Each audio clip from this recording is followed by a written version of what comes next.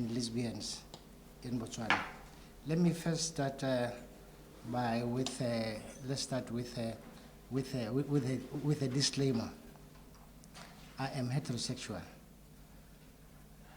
I look at men, but I know that there are those who do not. But I'm not neither homophobic. So that's just me in a nutshell.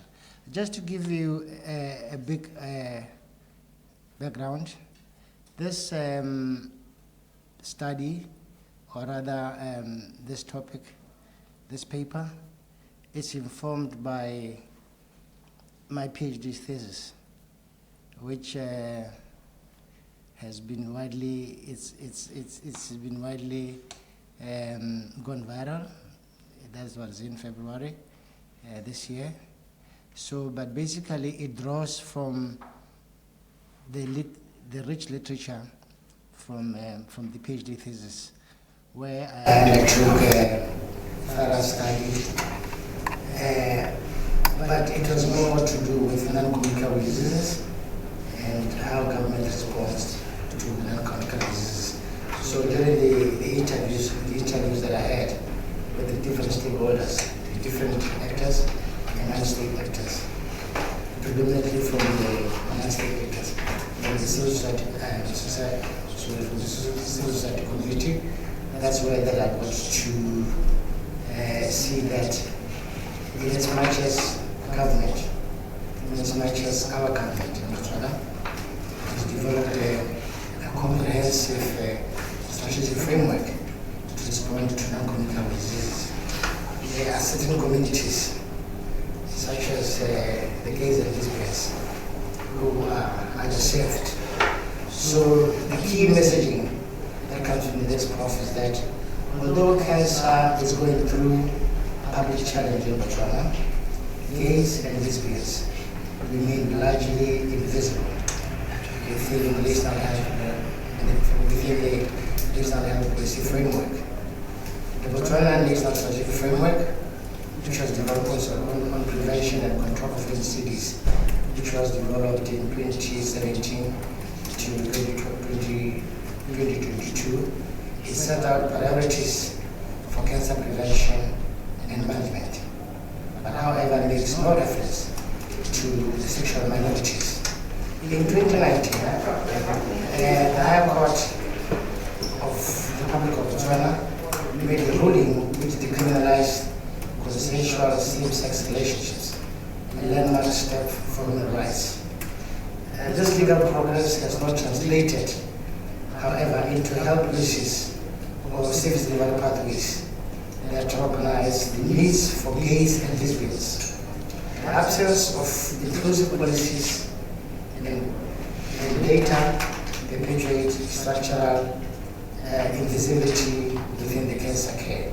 So this is just a key messaging that comes from the overall. And I also point out that I'm not a great fan of PowerPoint. I normally just do it. So but I just wanted to give you just a snapshot.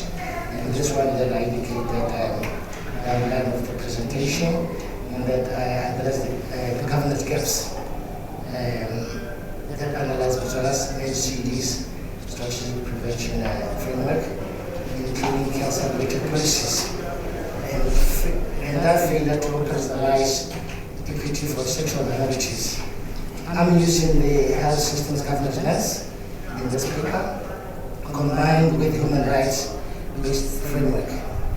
It explores also the policy omissions, institutional bottlenecks, and opportunities for reform. This is the first for Botswana, as it was the first for Botswana when I undertook the PhD study on how government responds to non-communicable diseases, looking at the policy in Asia and what have you. The hidden crisis in our health system.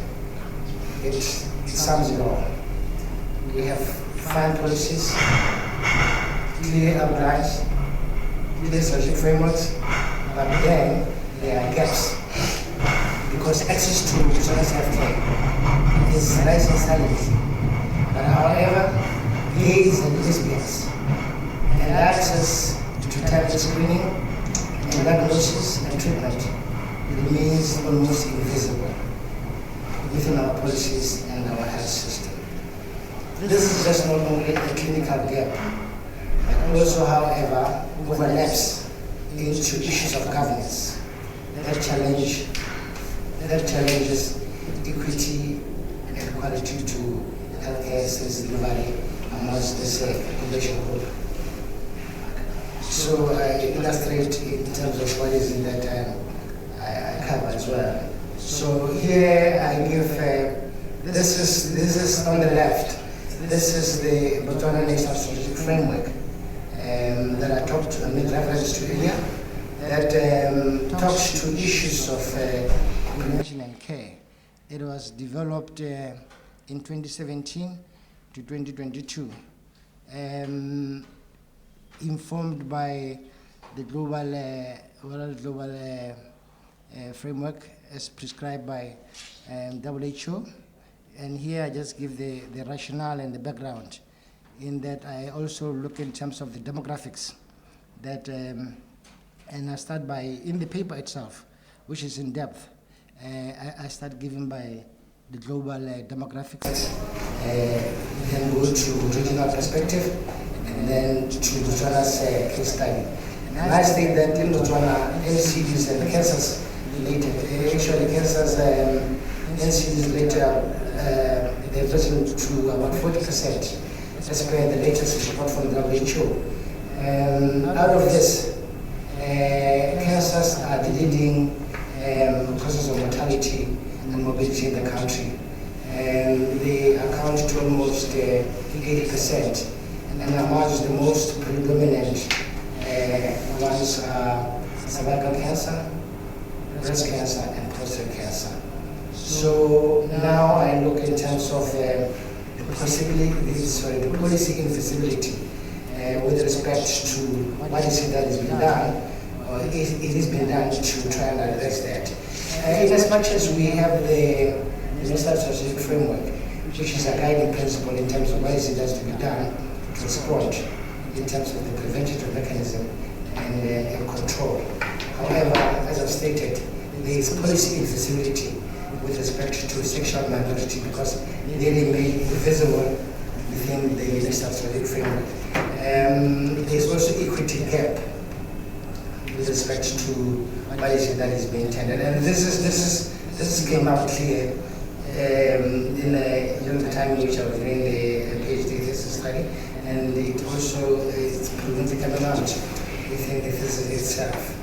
I'll share the link to the thesis later. So the paper itself, the aim and objectives, primarily aim at just to look extensively into the systemic barriers to cancer care, access among sexual minorities in Botswana, and Botswana's health system, and policy framework. It also looks and addresses the issues of policy gaps. And here, the primary aim is to identify specific policy and service delivery gaps that prevent equitable access to cancer screening, diagnosis, and treatment.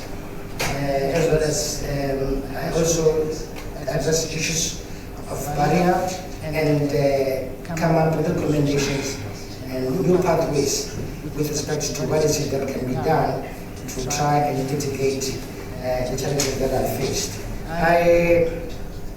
In the paper itself, I also look at the conceptual framework that gives me the gateway in terms of making an assessment with regards to how to address the title of the topic I've just said earlier. So I look at issues of cancer equity. Here I examine disparities in cancer outcomes and access across different population groups. Here systematically focusing on lesbians. I also look at issues to do with intersectionality in terms of understanding how multiple identities create unique barriers and experiences within healthcare systems and policy frameworks, because oftentimes they do overlap when you use the health systems, when you use the health policy and systems lens. I also look at, I use the human rights-based approach, which is predominantly grounded on analysis on the issues of the right to health, the right to dignity, and to the right to non-discrimination, as outlined in various international frameworks. Looked at issues of the methodology, the research design, data sources that are used, and the comparative insights. I'm happy that I'm here with, I call him the academic Traore, who is one of Africa's and South Africa's renowned methodologists. So feel free to engage, Traore, on that. Coming to the key findings, they are outlined and discussed this extensively in the paper itself. But here has to deal with issues of screening for the gays and lesbians. Thank you, sir. For the gays and lesbians, they do not have that. They're sort of excluded when it comes to such kind of healthcare service delivery. And there's also an issue of stigma itself. I discussed this in detail in the paper, but if any questions are there, then I'll engage further. And also it has to do with data collection, and I state how this is related to the paper and explained it in detail, but here just to state that non-discriminatory cancer data by sexual orientation, preventing evidence-based policy development. So we don't have a lot of data with respect to these issues that I'm making reference to, and the exclusion. Because of that, it becomes very, very hard to come up with evidence-based policy development and response to that. And also because one of the key fundamental challenges that the country is faced with is, it's not only within the cancer care to do with these minority groups, but from a large major perspective. And there's also an issue of strategic integration.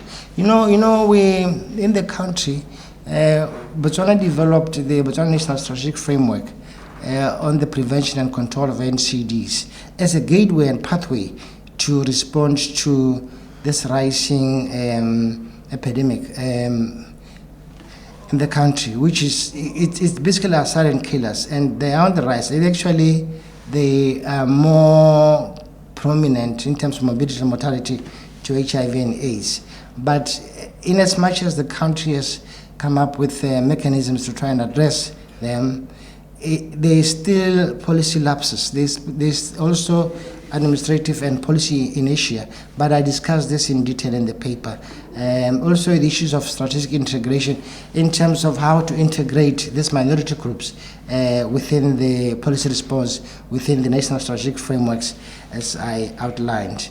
And then I also touch base on issues of comparative insights using the case studies of South Africa, where it has clear outlined policies in terms of respect, in terms of how they align and include these minority groups within the NCD strategic framework, as well as HIV and AIDS, through participatory governance structures and community engagement protocols. I also use the case study of Argentina, as well as Canada. And then, although I do not mention here in the slides, okay, let me just sum up, Prof. In the end, I also come up with recommendations with respect to what has to be done, policy alignment, and regional leadership.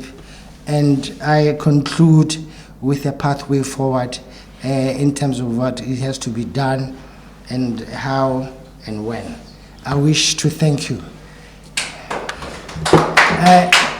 I must also bring to attention that this paper, it has been reviewed and accepted for publication.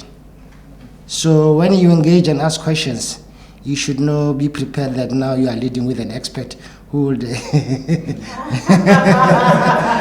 So thank you so much. Thank you, Chair, for the wonderful time, and thanks for your audience. Okay. Yeah. Thank you very much. You managed time accordingly. So you were left with 4 minutes. So we'll have the next presenter. Are you not taking questions yet? No, we shoot straight and then we will deal with questions. Yeah. You are doing very strangely, Prof. Okay. So.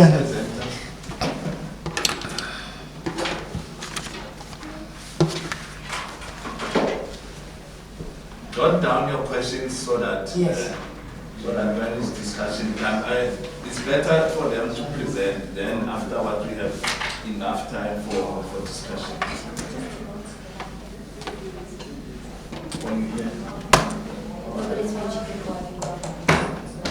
Oh no, when you were asking.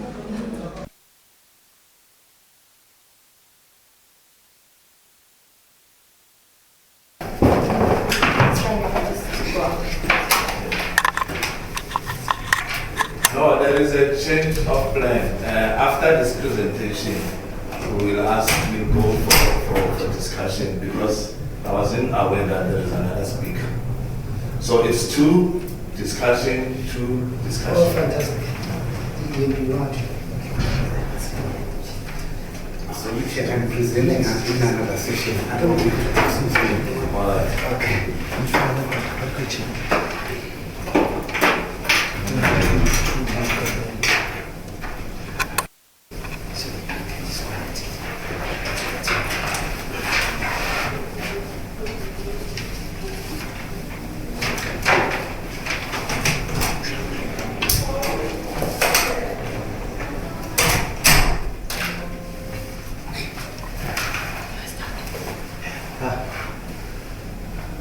Good morning, ladies and gentlemen. My name is Zanele Jaribane from Nelson Mandela University. Today, I will be presenting a qualitative study which is entitled The Challenges Facing Black Single Mothers, Households and Investigation into the Double Burden of Dual Labor in Motherwell Township. Motherwell Township is a township in Gqeberha, the Eastern Cape. Just a disclaimer, I would like to state that this is an ongoing study. It is my PhD topic, so therefore I'm still developing the study.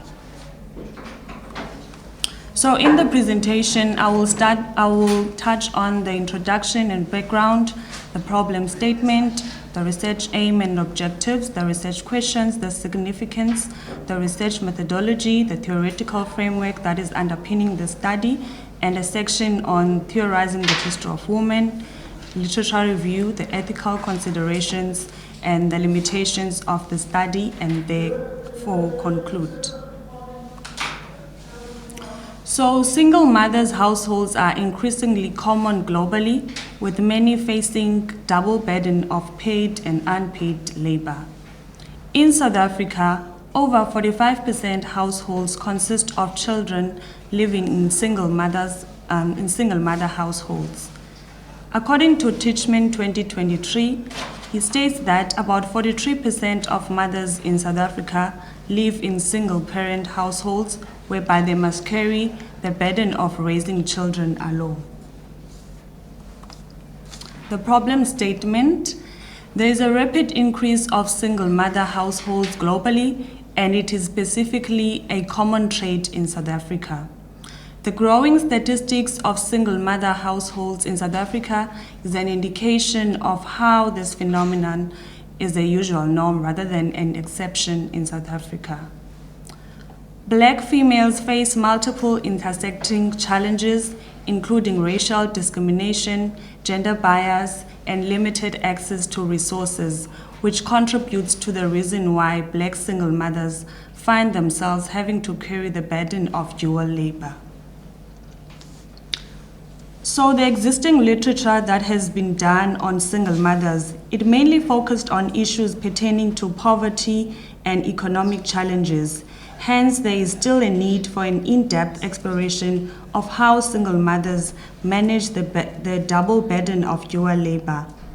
There is a significant research gap with regards to how Black single mothers experience the double burden of dual labor and how they effectively confront and overcome this challenge through resilient strategies.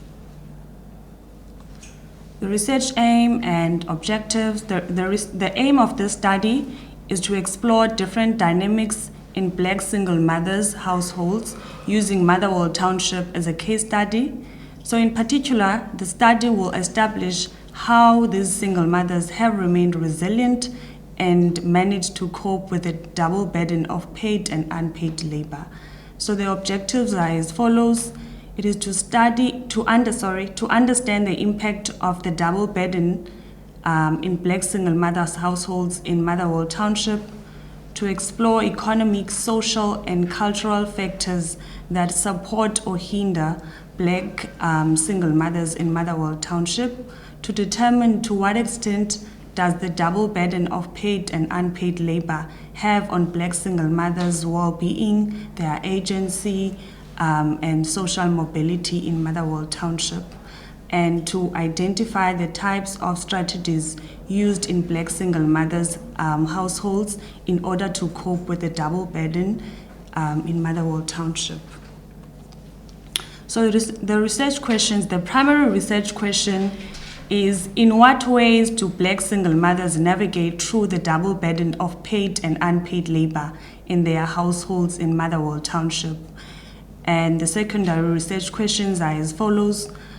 What social, economic, and cultural factors shape Black single mothers' experiences of the double burden in Motherwell Township?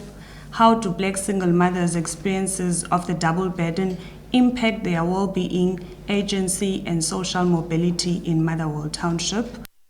And the last secondary research question is, what strategies are Black single mothers using in their household to cope with the double burden in Motherwell Township? So the significance or the importance of the study, single mother households have much higher vulnerability to poverty and economic insecurity, as well as psychosocial stress, than two parents households. For an example, in South Africa, about 44.6% children who live in single mothers households are predominantly dependent on government cash transfers, highlighting economic vulnerability.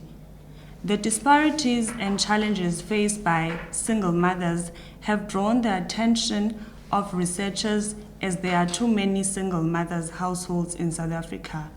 So even though there is a plethora of research that has already been done on single mothers, none of the studies have exclusively focused on the socio-economic and psychosocial strain that the double burden of dual labor comes with. So it is therefore important to study the challenges that Black single mothers encounter while having to juggle the double burden of paid and unpaid labor. So the importance of this study is that this research will be impactful, as it will disclose real-lived challenges faced by Black single mothers and the different household dynamics. The research will potentially be impactful in the diaspora of women development and diverse populations, as it will provide insights on how inclusivity and diversity could be better promoted in the society. So in terms of the research methodology, as mentioned, I will be using a qualitative research approach, and I will do in-depth semi-structured interviews with the participants, and the research design is a case study. For sampling, I will be using purposive sampling and snowballing sampling, and the target population will be Black single mothers from Motherwell Township. And I aim to interview 30 participants, and of the 30 participants, it will be 15 employed Black single mothers and 15 unemployed Black single mothers. And I'm pretty sure you're probably asking yourself, why include unemployed single mothers? So the reason for that, or for this arrangement, it is to get a balanced view about the social phenomenon that the study seeks to address, and also the inclusion of unemployed black single mothers aligns with the aim of the study, which is to explore different dynamics in black single mothers' households. And lastly, the inclusion of black single mothers will provide a comprehensive view about the double burden of dual labor to help inform policy. So in terms of the theoretical framework that I will be using for the study, I will be using the intersectionality theory. The intersectionality theory explains how black women tend to experience gender inequality due to factors of gender, race, and class. So for this research, I want to understand how the barrier of being a female and being black restrains the black single mother's lives with regards to balancing the dual labor and how it impacts their households. So the chosen theory aligns perfectly with the study because the study seeks to examine as to what extent does race and gender contribute to the dual labor, which deprives black single mothers the opportunity to achieve economic stability and personal well-being. So I deemed it important to have a section whereby I theorize the history of women. So the history of South Africa with the legacies of colonial and apartheid system has an impact on issues such as the double burden of dual labor faced by women today. And what do I mean by that? So during the apartheid or pre-apartheid era, women were restricted into participating into the paid labor or the labor market. So, which is why even today we see that there are not so much women in leadership position. Women are still fighting for their voices to be heard and for them to be recognized.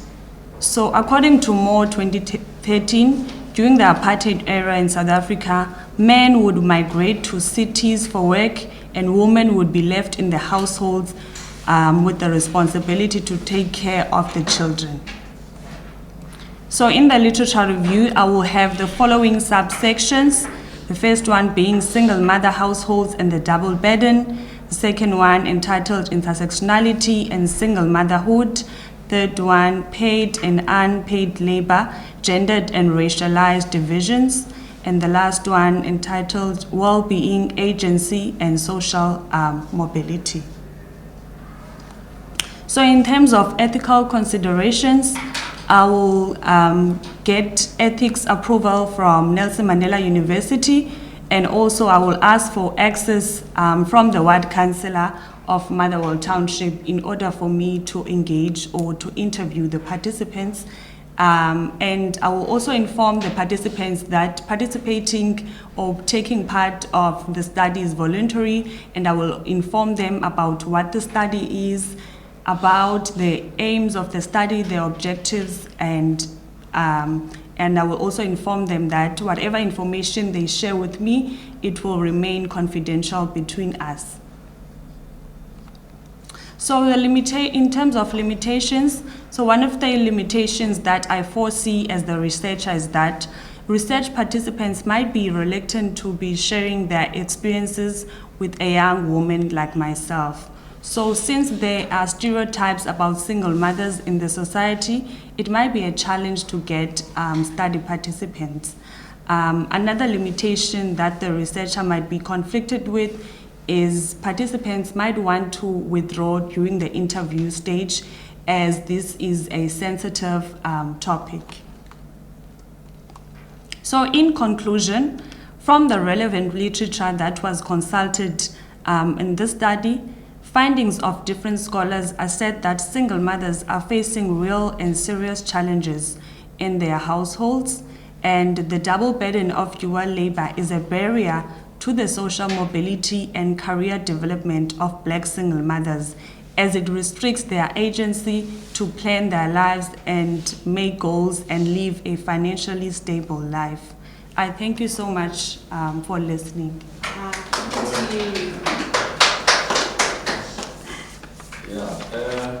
Like I said, colleagues, we are now going to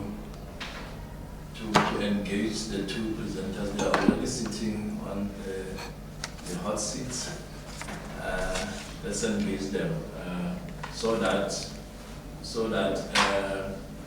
they can get some feedback with the view of further publication and further research. Okay, I've got a question here. I'll take first round.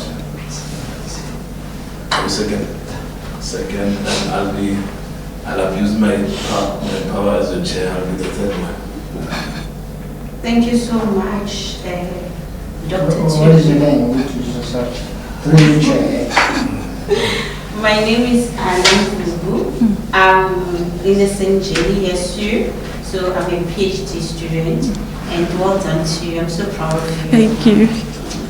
All right, so my contribution, actually, I wanted to ask you a question with regard to Motherwell. I don't know where Motherwell is. Does Motherwell have other races? When you picked up blacks, is there any competitor like Indians, whites, and colored, and hence you choose black? If you can just clarify that to us. And as well, what do you mean by the double burden? If that can also be clarified. The comment that I also have is a recommendation for you to read a CEDAW report by Commission of Gender Equality. It has been published in 2023-2024. It has a lot of what you are studying about. It's a very interesting story. I mean, it's a very interesting study. What about CEDAW? CEDAW, published in 2024 on the Gender Commission website. And then the other part is on the theoretical framework. You're using intersectionality 1989. My challenge to you is perhaps you can also go further and look at what can you get the recent theoretical framework that is related to your study. The last part is a personal one.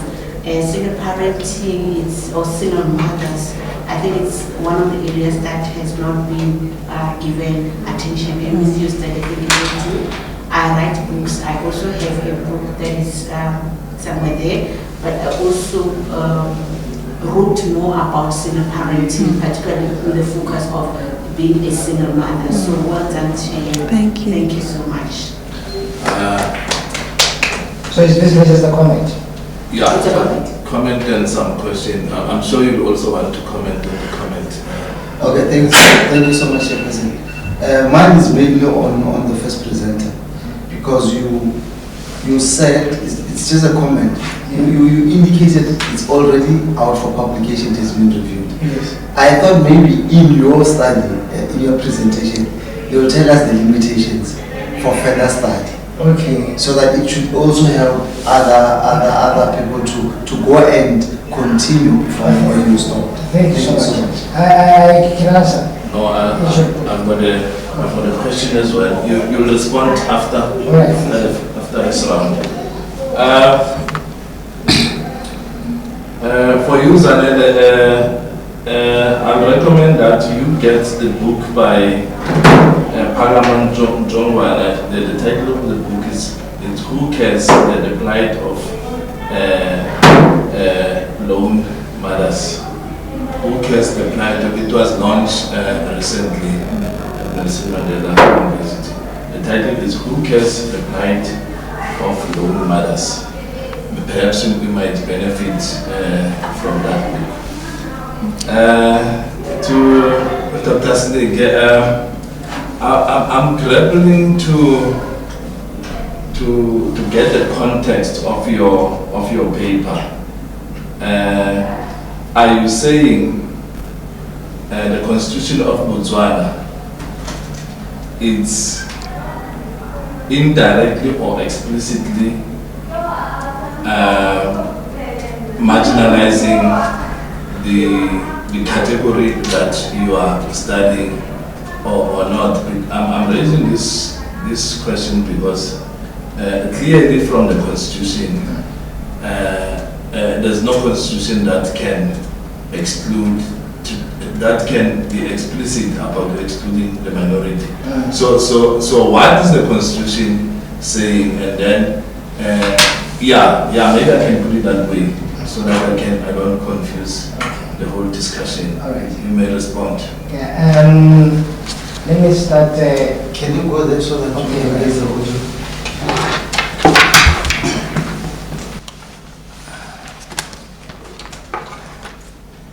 Let me thank you for the questions.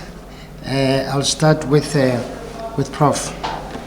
On the issue of non-inclusivity and marginalizations of this community. What is it that the Constitution is saying? Is it silent or not? I have this to say, Prof. The Constitution does not touch base on this at all, but it was only in 2019 whereby there was a case in which was brought by a gentleman called Ramoge. It was State versus Ramoge. This case became, I guess I pointed out here, this High Court ruling, it decriminalized consensual same-sex relationships. It was a landmark human rights case that gave leeway to the legal process. But at the same time, in as much as there was this high-level case that talked about that decriminalized consensual same-sex relationship, I talk in detail and show that within the national strategic framework and the policies in place, they do not intertwine with what the policies say. They have not been revamped to try and include this particular milestone that has been made and pronounced by the judgment. So there are still gaps. These minority groups are still marginalized in terms of having access to healthcare service delivery. I talk in depth in this, and then there's where in my key findings of the paper that I explicitly talk in detail to address the different circumstances in which how they are marginalized, and I also talk about make reference to the case itself. But for the Constitution, unfortunately, our country does not have a colorful Constitution like South Africa does. So there's an element of that discriminatory perspectives that are coming up forth. I don't know whether I have answered to you, or whether you have a follow-up question.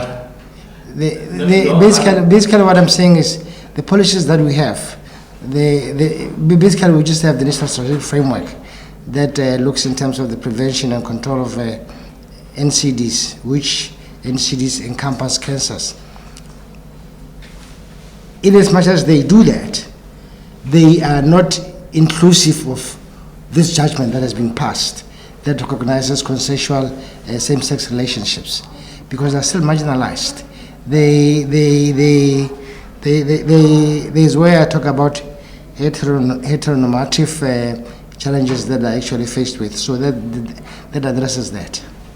Yeah, to avoid dialogue, I'll engage you outside this because my sense is that we cannot generalize from a court judgment. If the Constitution is explicit about the rights of the citizens in Botswana, then that is sufficient. So to generalize about the court judgment is somehow dangerous. But it was predominantly not to generalize. It was just giving a perspective and talks to such issues in terms of identify the gaps that are prevalent. I'll engage you. Yeah, thank you. And then Professor Traore, thank you for the comment. Indeed, I do address those gaps that you make reference to in my and the limitations. In my last chapter, the recommendations, I spell out what is it that is missing from the key findings, and then come up with clear, sound recommendations with respect to what is it that has to be done. But I do take cognizance of what you said and appreciate it. Thank you. To Anna, you didn't answer me. You didn't ask me a question, but basically, with what she said as well, one of the key fundamental issues that aligns with what she said is that with respect to Botswana, it is, and not only Botswana, even regionally and within sub-Saharan Africa, many countries are going through experiencing what you call epidemiological transition, or disease double burden, which also intertwines with what she made reference to. It can be either health or social, so it cuts across. Yeah, thank you. Thank you so much for the comments and the suggestions. Hot seat. Take a hot seat.